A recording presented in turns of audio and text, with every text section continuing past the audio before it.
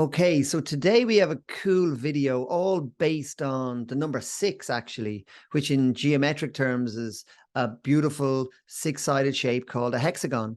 And what's lovely about the hexagon is that it gives kind of structure, order, and form to many things that grow or occur naturally in our world, like the way bees make their honeycombs, for example. Many flowers will actually unfold in six-fold geometry.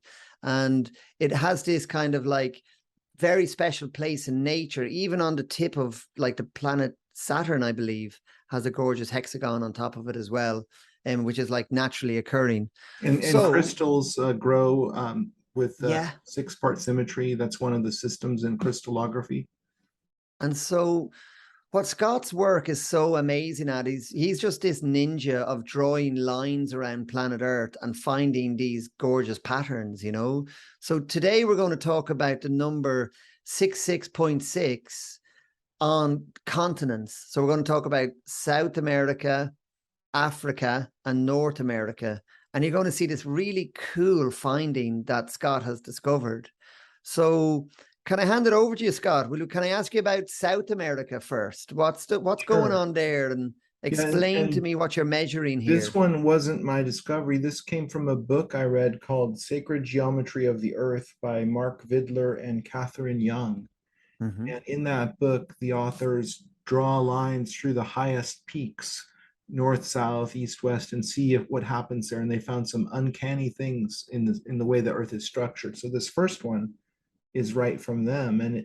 So if we draw a line through the highest peak in South America and run it north-south, it goes down to the tip of South America there, in, Tierra del Fuego, and it goes all the way due north. And if you measure that in Google Earth, it's 66.6 degrees.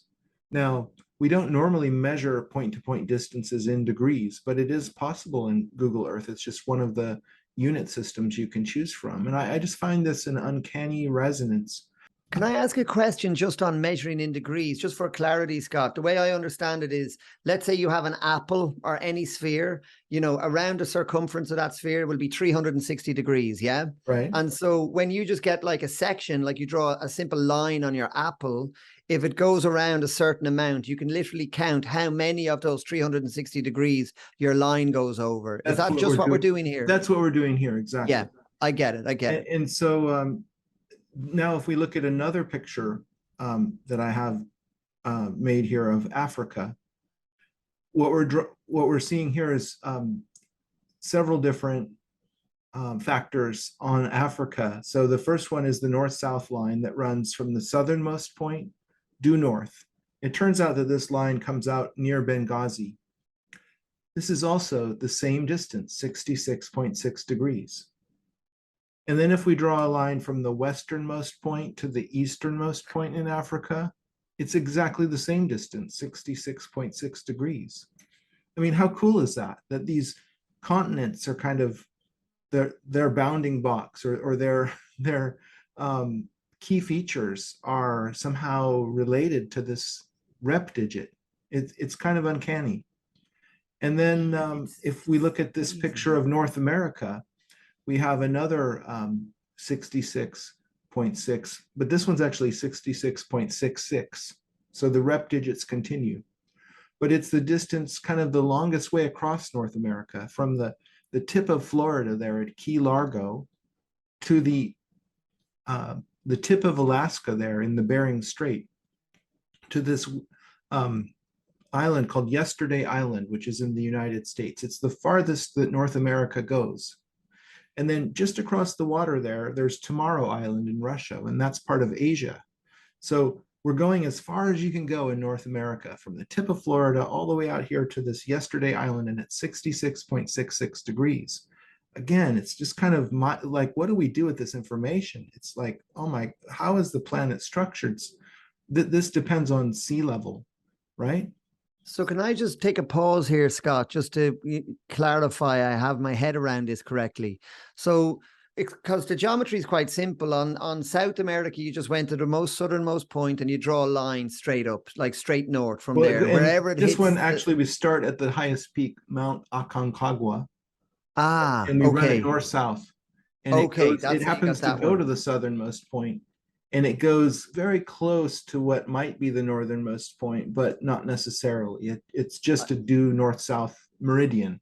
Okay, but it is the very southernmost point, is it? It happens to go to the I southernmost think point. so. Yeah. On this diagram, it sure looks like that, but I can tell you that it definitely goes through the peak. I get you. Because, well, here's the bit that kind of it begins stopping being just sort of coincidental. It's like if it's the same line across two different continents, South America and Africa, and they both work out to be exactly the same distance, which is 66.6 degrees.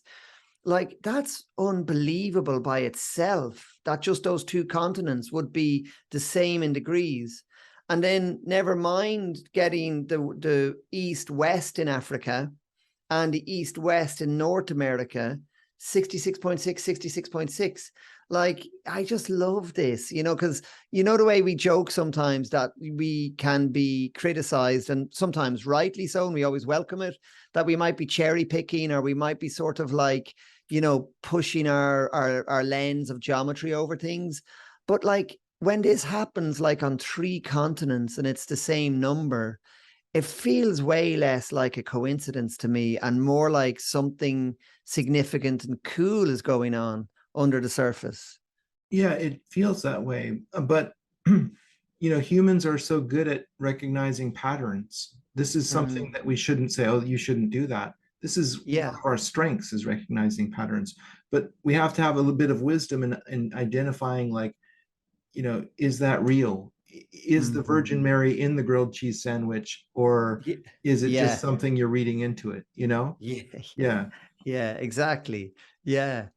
So, okay. Thank you. Keep going. So then there's another image here. This is a cross section of the Earth. And what it shows is the tilt angle. First of all, I want to point your attention to, which is the amount that the axis of rotation, the North Pole to the South Pole, is tilted with respect to the orbital plane that the Earth is traveling around. That's called the ecliptic. Well, it's tilted 66.6 degrees, Mhm. and this is what determines um, the north-south lines on the continents, right? Because those are pointing to the North Pole, aren't they? And Mhm. where the North Pole is determined by how much the Earth is tilted with respect to the orbit that we're doing around the sun. Mhm. And it's 66.6 degrees again.